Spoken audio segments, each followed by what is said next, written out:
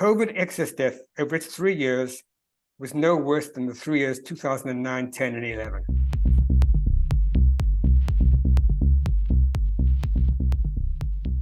My question is, in any pandemic response, it's the balancing act, right, between the public health concerns and the economic and social costs of lockdown, if we're using that catch-all term. Yeah.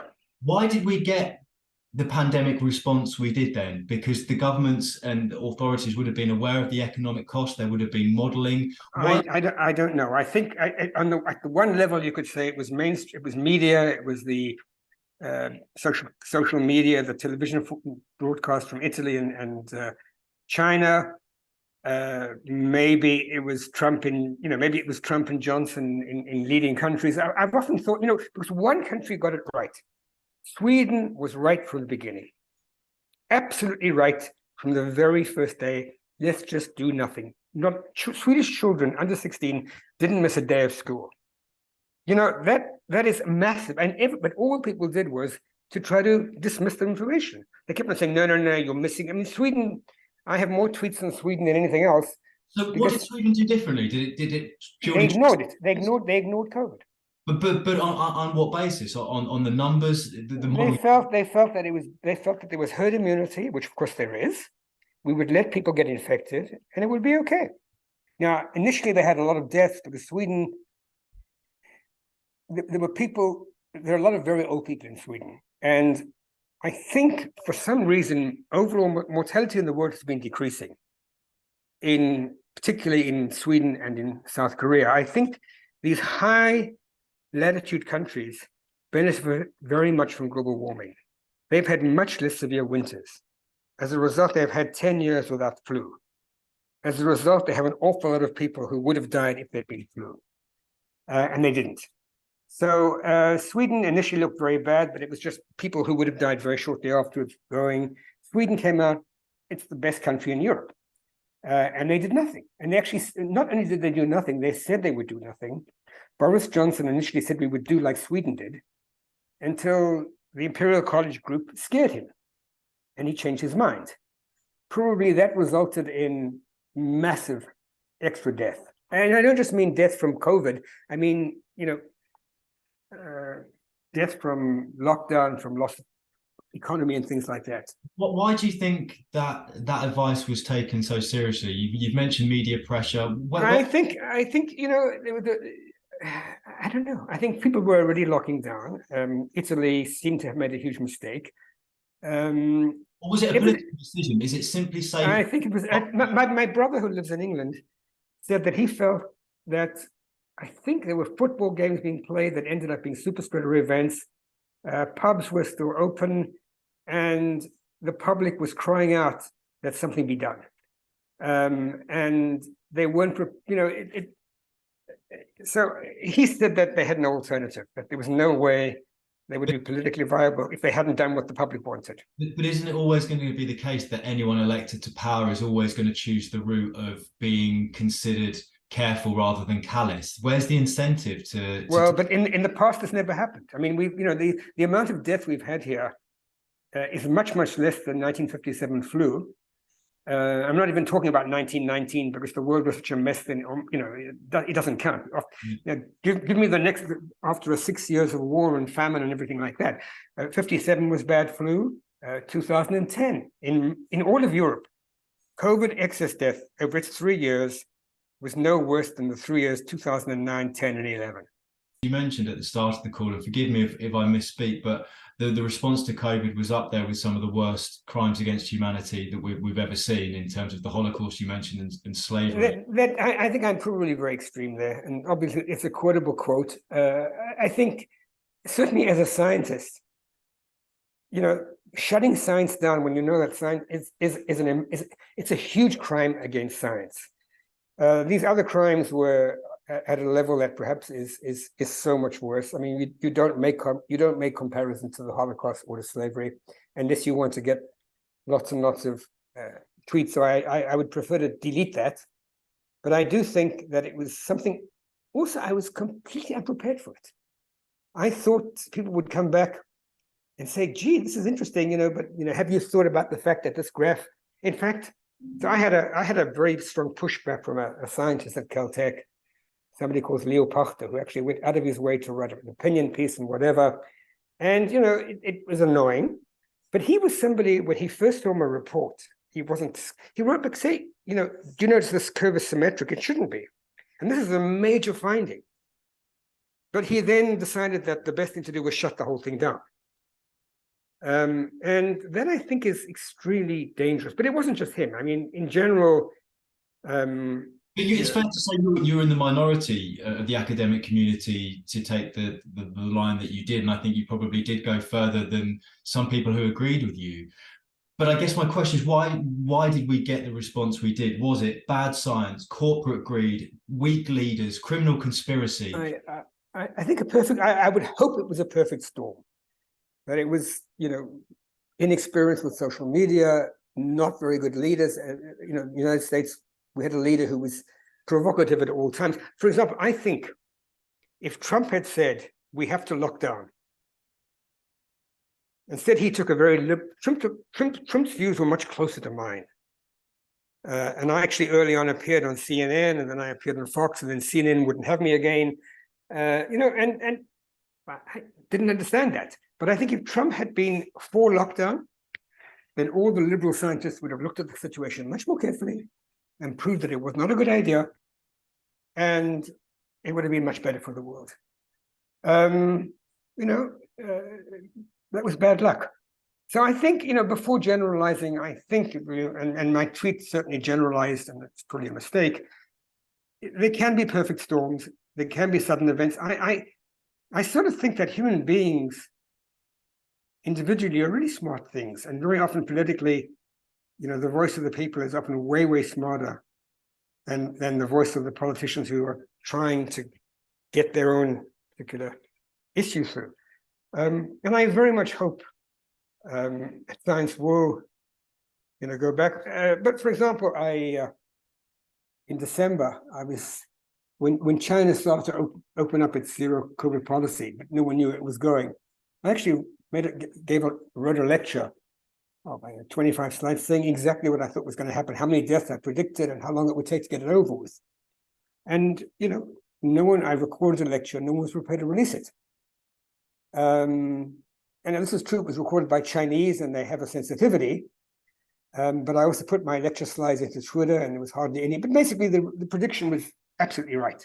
I said it would take 7 weeks from beginning to end. This level of people, the number of deaths would be between 100,000 and 800,000, which it turns out is that in China, every month, 800,000 people die naturally. So it would increase by some number. It was all very clear by parallels to Taiwan and to South Korea, but in fact, it may even have been better than I thought.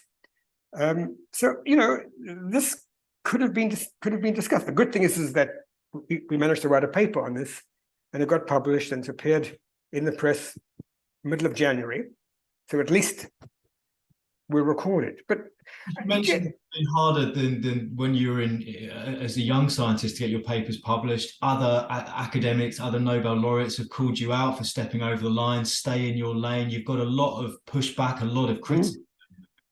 And it does sound as though it's harder to find an audience now outside of your social media channels. I guess my question is, was it worth it? Do you believe that what you were doing was a cause? Definitely. One thing I should say is a good scientist believes that their best papers should be rejected. Because the scientific review system, the science on the one hand is driven by innovation, but it has to be very conservative not to believe crazy ideas.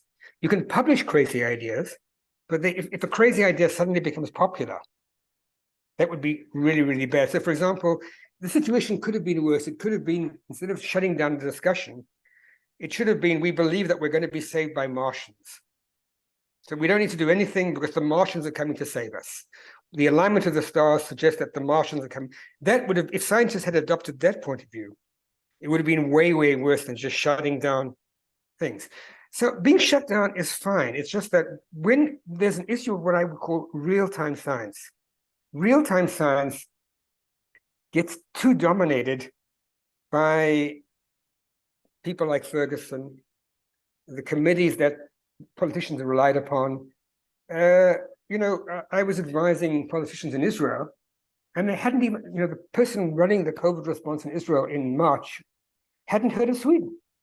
When I told him, do you know that for the last 3 weeks, Sweden has deliberately taken a COVID doesn't matter approach? He couldn't believe it. So there's a lot, this is a hard field. There's a lot of information to do. I think science needs to continue, and I'm not worried about my papers being rejected. They will be accepted. And, a good paper is rejected. If a paper is accepted too easily, it doesn't say anything interesting. But isn't there a difference between good science being rejected for the right reasons and good science being silenced because it doesn't fit an overall narrative? That's my question. The second one is much worse, especially since the second one is in real time. I mean, journals might, I'm quite sure that everything I've written about COVID will be published. And will be published in the good journal. Nowadays, whether it's Nature or some less published journal, doesn't make any difference at all, because everything is on the internet. There's preprints out there. You'll get your following. In fact, typically a tweet gets more reads than a paper ever gets, even really highly cited papers. I think my most famous paper was cited 4,000 times. Now, my collaborator, John Ioannidis, has a paper that was cited 100,000 times, which is like the world record. So you can get very high levels of citation. But I think that I sort of feel that the world faces problems. And we're a very global world. In other words, there's no problem in coming into conversations from anywhere around the world. We should be discussing these things. It wasn't just other laureates. There's a recording of me talking there's an annual symposium for Nobel laureates at Lindau. And I was on a panel there and I got really upset. I said, why aren't we discussing this? And I think, epidemiologists generally see their role is to scare the population. So, for example, there was a big scare, I think about 10 years ago, about Ebola. Ebola was going to kill 10 million people. We have to do this and this and this. We did nothing, and nothing happened. And this is the first time that, there's been flu scares, which are relevant. Flu is a really scary disease because of its biology. The flu virus is a really nasty virus. And for some reason, maybe the whole thing was a perfect storm. When I think about it, an optimistic viewpoint would be that it's a perfect storm and that AI will be there in the background to stop this happening. So, for example, sorry to jump in very, very quickly. Will the forces of good, if we can label it that, with AI, will that be able to counterbalance the desires of big pharmaceutical companies, right? Because ultimately, however skeptical you want to be, they've made an awful lot of money out of the vaccinations. They've made money out of the PCR testing was probably even more money. And the vaccinations, I've kept out of the vaccination business. I think that the vaccination, I had another tweet that I kind of like. In October 2020, I tweeted about Placivax.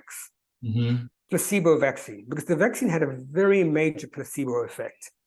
It looks like the side effects are, I think more lives were saved by the placebo effect of the vaccine than any negative side effects. Whether the vaccine actually really worked, I think is still unknown. Okay. And it's worrying because we've never been able to make a vaccine against the respiratory virus, and maybe we still can't. It would be nice to have a vaccine against respiratory viruses. One thing that I thought, and I still think is very interesting, I actually consult for a company in China that gives influenza vaccines to pigs. Pig farms, I think they give 100 billion doses of vaccine a year.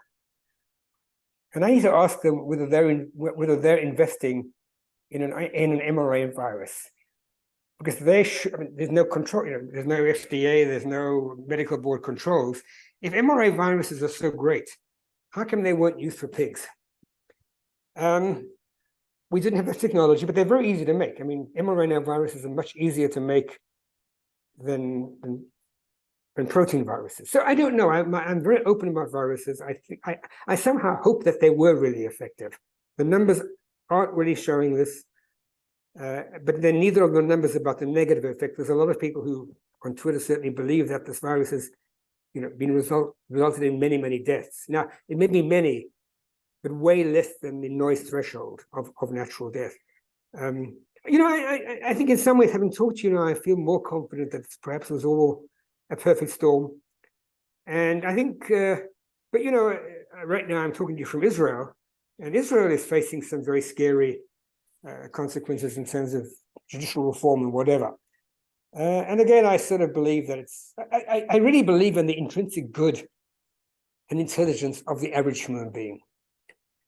And I think this is something which I say it's sort of served me well for 75 years. On the other hand, as Monty Python has said, no one expected the Spanish Inquisition. Monty Python and Alice in Wonderland are two of my major sources of wisdom in life. Do you feel that looking forward over the next 5 or 10 years with freedom of information requests and other information coming to light that maybe isn't available at the moment, that your views will be entirely vindicated and there'll be a lot of scientists and peers and colleagues coming and offering you an apology? No, no one offers apologies. I think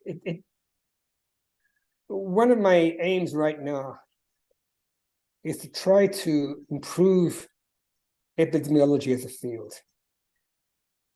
They would do things right. Epidemiology is sort of a backwater, and even national academies don't have a lot of members who are epidemiologists. Epidemiology is well funded because of the World Health Organization.